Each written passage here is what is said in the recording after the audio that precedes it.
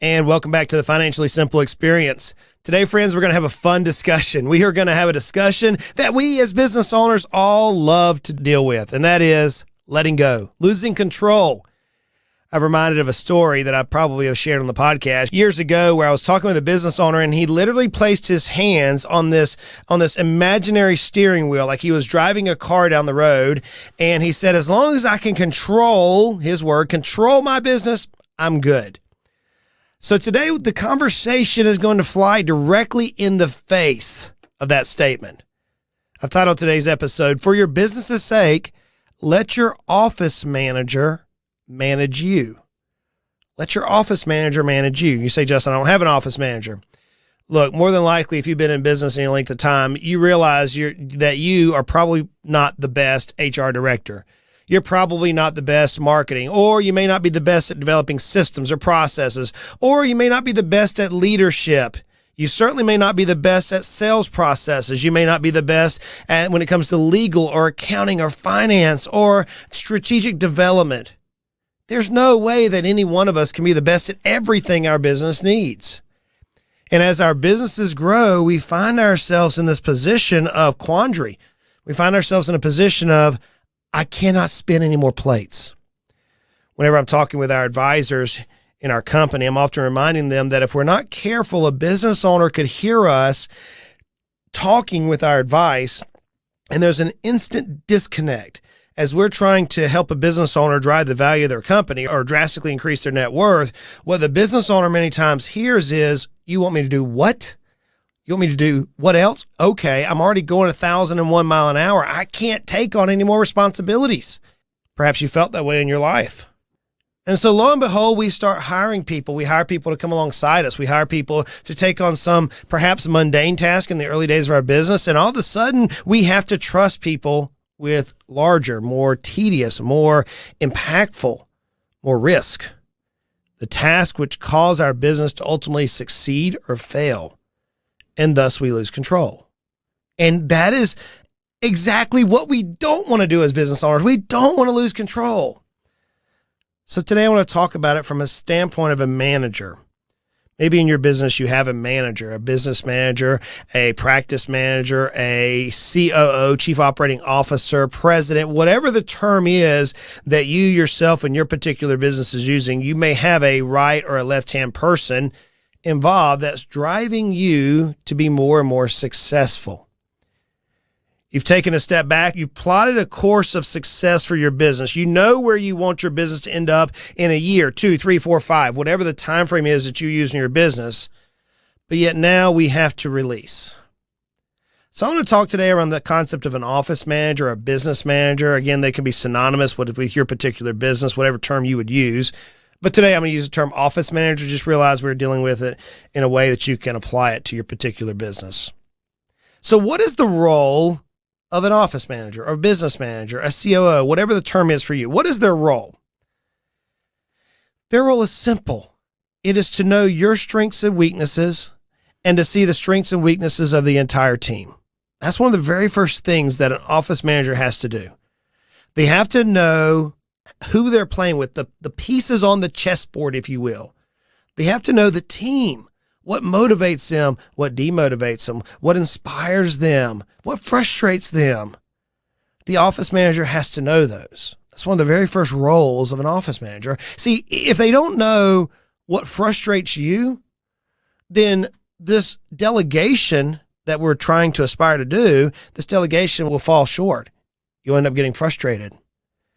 So the first thing they have to do is know the players. They have to know the field to which they're playing, the games, the rules of the game to which they're playing. To help an office manager succeed, another thing they need is to be your opposite. To be your opposite. Years ago, I was faced in a growing business with trying to scale the business. And I was realizing that I was really good at some things and really poor at some others. For example, I am not very good at paperwork. It drives me crazy to deal with paperwork. I'm overanalyze it. I question the sentences and the sentence structure that have been written by attorneys as I'm literally looking at the paperwork and trying to figure out the answer to the questions on paperwork that's especially in the financial space just drives me crazy. So my business advisor years ago said, Justin, hire someone opposite you. Now, in order for us to do that, I had to know who I was, right? I had to know my strengths and my weaknesses. So one of my challenges to you is the role of the office manager has to be someone, first, who knows the team, knows the players to which they're working with, but number two, they have to be your opposite. Now, if we think about that, many of us have spouses, like my wife, Emily. She's directly opposite of me. She is very extroverted. I love that about her. She's never met a stranger. Me, I don't want to meet people. It's just the way we're wired. My wife, Emily, will give everything to somebody else. Everything. I'm not a giver in the sense that she is. I'll see people in need and will help, but Emily just has this natural giving ability. We're just opposite in that way. And we work out pretty well. You know, we've been married now 20 years, and we were talking even last night, sitting on the back porch in the cool weather, swinging, and we were talking about our marriage and how much we love each other. More importantly, how our marriage has been over these last 20 years. And she made a comment. She goes, you realize we've really never had that many fights, or we disagree, but we never had any really fights that I've seen some other couples experience. That's that world of opposite. It's that mutual respect. The same is true whenever you're trying to empower your office manager. I'm reminded that many of us, if we look at Michael Gerber's book, The E-Myth, many of us find ourselves in this accidental CEO position. See, just like Sarah, the young lady in the book that the book is themed around, who was an excellent pie maker, found herself in a position where she was having to not only make pies, but also manage people while at the same time dealing with the entrepreneurial aspects of the business. Many of us as business owners, we may have been great technicians. Maybe we're a dentist. Maybe we're a financial advisor. We're really good at understanding the markets, or we're really good at auto repair. Maybe we have ASC certifications for auto repair, and the list could go on and on. We have a technical expertise, and we launch a business or we buy a business, and before you know it, we're also now the manager, and we're frustrated because we're dealing with people. People are frustrating. So the office manager's role is to know the people and then know you, and they need to be the opposite of who you are. Years ago, I began introducing the DISC assessment, D-I-S-C assessment, to our business owners and to my own team. I hired a consultant to come in and teach the DISC methodology, which is very similar to like a Myers-Briggs or 16 personalities or some other popular assessments out there. But I began noticing things in my own person and my own team. I wrote about this in my first book, The Ultimate Sale, building a dream team. And as I was trying to grow my dream team, what I was looking for is somebody with a personality that was not a high D, dominant, or a high C, conscientious. See, I'm a off the charts dominant person, very dominant. And I'm a pretty extreme C, which means I'm very technical in my nature, very detailed.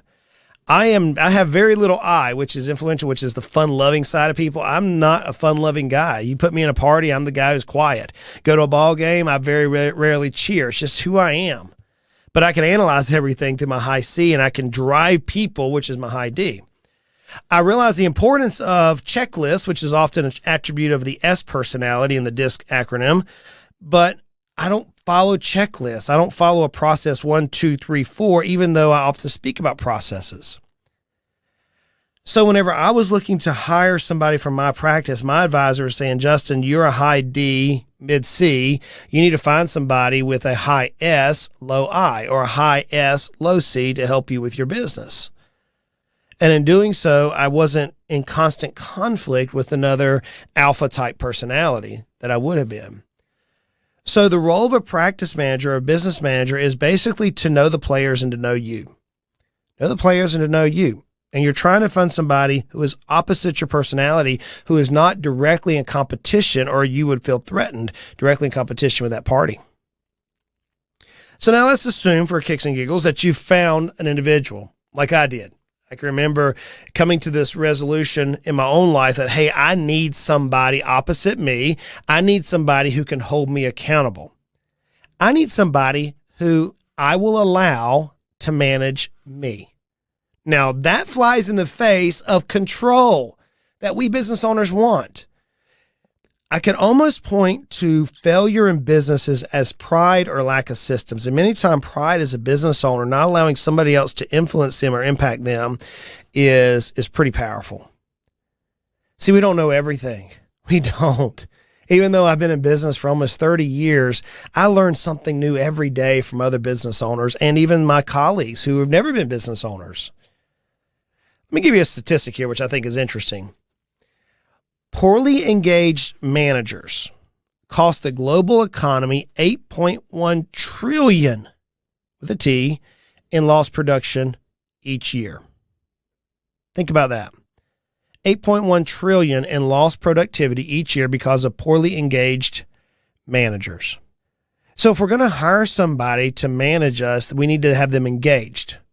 Well, how do we do that? How do we determine? We know we need to hire somebody. We know we need to hire somebody opposite of us. We need to make sure the personality profile aligns. They need to be able to see the entire playing board of the business, understand what motivates and demotivates our entire team. We got that. Cool. Check mark there. But how do we keep them engaged?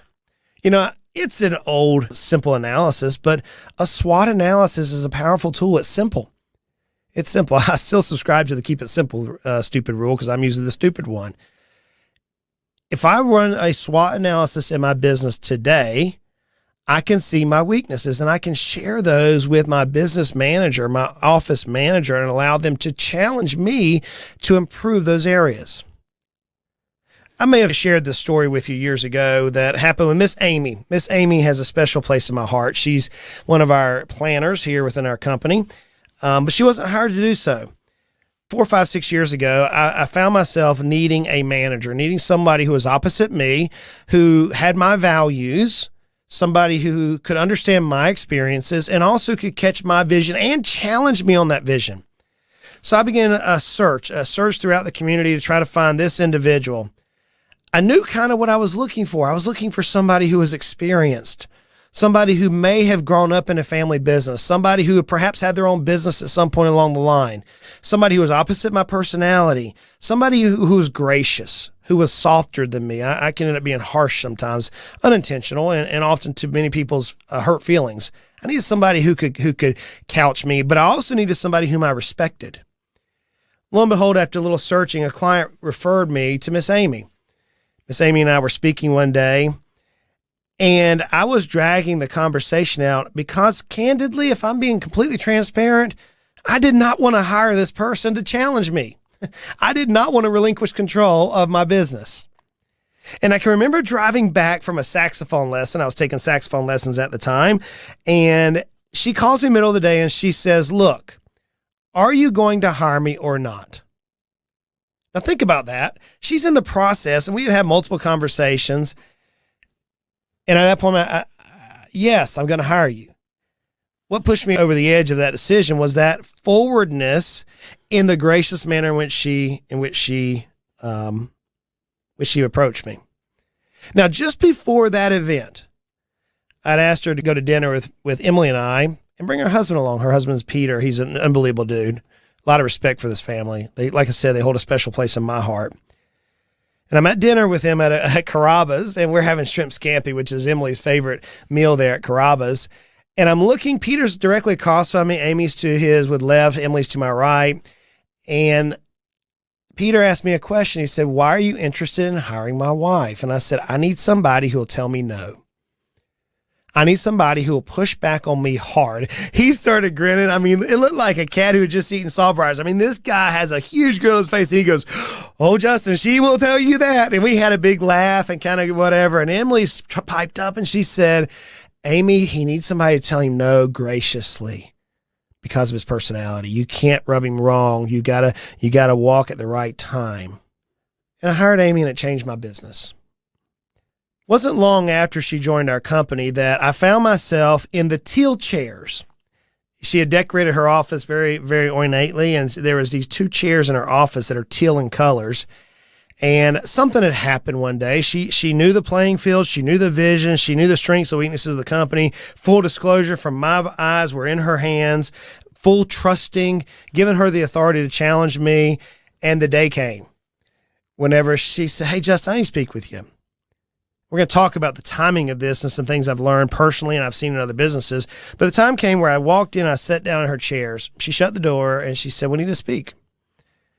And then in a very gracious way, just like my mother used to do, she cut me down to size with very eloquent words. And I wanted to crawl underneath the chair. Here I am, this business owner, right? That has the world by the tail. I'm writing books. I'm on stage speaking about how to drive business value. I'm winning national awards. And lo and behold, at this moment, Miss Amy has me reduced to like where I want to crawl and sliver away. It is kind of comical at this point. What transpired in that moment was a relinquish of self, a movement of pride. You see, one of the benefits in allowing a business manager to manage you is they show you your blind sides. They hold you personally, the business owner, accountable. They free you up of the burden of critical thinking. They free you up and enable you to do what you're truly skillful at. Had I never hired or taken that step to hire Miss Amy in my life, my business would not have grown at the rate to which it grew. We had one year where I think, off the top of my head, we were hitting 40% growth rates, which was ridiculous in the financial world. I think the number I read this last week was an average organic rate is between 2 to 4%. Well, here we are hitting 40% growth rates. Now, I'm not telling you that if you hire a business manager that you're going to hit these growth rates. That's not what I'm saying. What I'm saying is by allowing somebody to manage me and place myself in a vulnerable position and relinquish control, I personally saw amazing growth in my business. And by the way, so many of our other business owners are seeing the same thing. Now, it's not without challenges. There are many challenges that come about whenever you're trying to relinquish control. You know, I'll be honest, as I just have been, relinquishing control of my baby, to which I had created from the ground up, blood, sweat, and tears are poured into my business. Relinquishing control of that is not difficult. It's near impossible. It is frustrating. But interestingly enough, a Gallup study showed that CEOs who delegate authority grow faster, earn greater revenues, and create jobs faster than those who don't. So we have the data which proves if we relinquish control, our business wins. We win as the business owners. But my goodness, it is hard. It is hard. There's just some challenges that you might face. I've seen these as we work with business owners nationally, trying to help them relinquish control, decentralize themselves, drive value in the company through a methodical way. I see these repeat over and over whenever I go speak at conferences or events. I'm up on stage and afterwards speaking about a value growth or an exit strategy or some sort of a technical movement, depending on what I'm being hired for. I'll come off stage and there'll be a line of professionals with all various designations, attorneys, CPAs, CFPs, all these various C-type credentials are lining up and they're asking me questions, and it seems to come back to the same exact challenges. And that is, it's tough for us to relinquish control. So how do we do it? First is assess what you do best. We have some helpful resources on our blog that will make this process simple for you. We'll drop a link below that allows you to directly click over to the resources there. But you have to first do a self-assessment about what you do best. We're not trying to, as business owners at this level of the game, we're not trying to often improve our weakness. We're trying to maximize our strengths, and we're trying to hire others whose strengths are our weaknesses. Years ago, I had somebody ask me, it was a technical person that had credentials out the wazoo, and they said, "Justin, you don't have an MBA, therefore I'm not going to hire you." And I thought, man, that's a pompous statement. My immediate response was, "You're exactly correct. I do not have an MBA. I hired 4, though." And they just looked at me. I said, "See, you're missing the point, sir. I don't need to have an MBA. I can hire that. I'm good at what I'm good at, and these guys and gals are good at what they are good at." So the first thing we need to do for you in order to relinquish control is find out what is it that you're good at. What are your highest and best use analogy, according to Dan Sullivan? That's a statement that he's coined, your highest and best use. If you know those, then you can also look at your weaknesses and immediately delegate those out. So now that we know our strengths and we can identify our weaknesses, next we have to choose what we're going to relinquish control of first. Now, for me, it was easy. I don't like paperwork. That's easy for me to relinquish control over. But if I dive even further, there's some other things which drive me crazy. Trying to schedule meetings, going back and forth through emails or using technology just annoys me. It just annoys me to no end. Having to deal with operational inefficiencies, sitting down and creating a construct and then managing people to a construct is frustrating to me. I can build the construct, but then it's the management aspect of trying to hold somebody to that construct, which just infuriates me. So it's not my strength. My strength is being able to show how the construct can maximize value, how the construct can drive more revenue or reduce expenses. That's my strength. But then I can build it and let somebody else deal with it. Almost like I was watching a movie, Ford versus Ferrari. It was a cool show. I think it was Matt Damon was one of the stars of the show. And they were showing how the builder of the car could, in this case, was the best driver for the car because they knew the vehicle.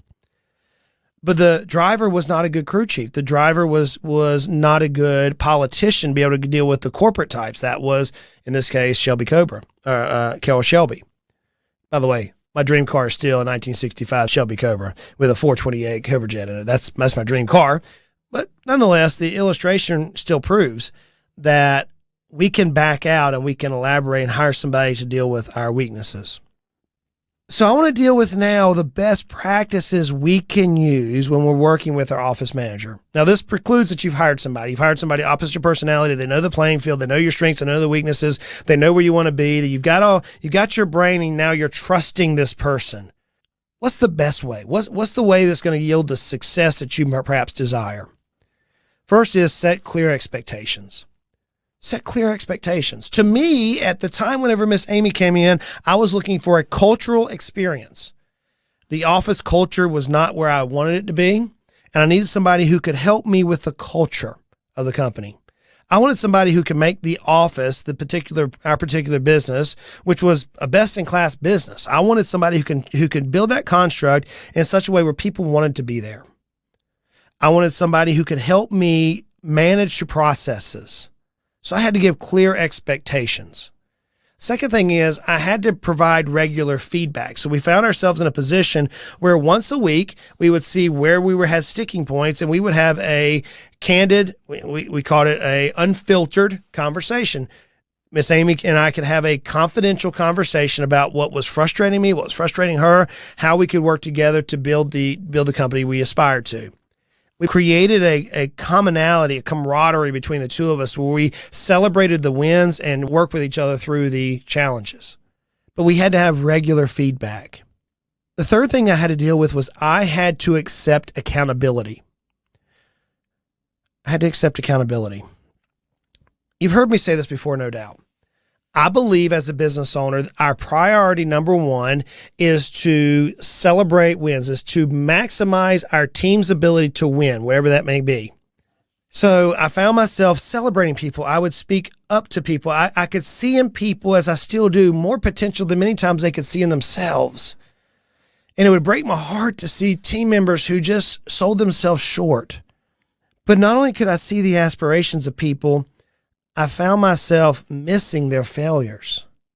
More importantly, I found myself missing my failures.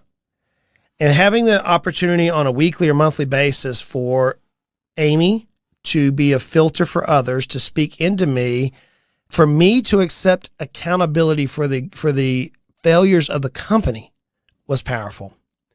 At the same time, whenever Amy came to my life, I read the book Extreme Ownership by Jocko Willink. I know I've mentioned that book multiple times on the podcast, but it has forever impacted my life. See, accepting ownership for every single thing that happens in my company as the executive of the company, it's my fault. This last week, I was talking with the CEO, and he said, "I'm sorry, this happened on my watch. I accept full responsibility for this."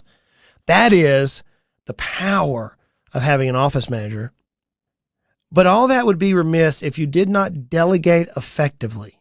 Delegate effectively. Many times I'll watch business owners who give an assignment and then micromanage. See, the art of delegation is simple. Set clear expectations, provide regular feedback, and then get out of the way.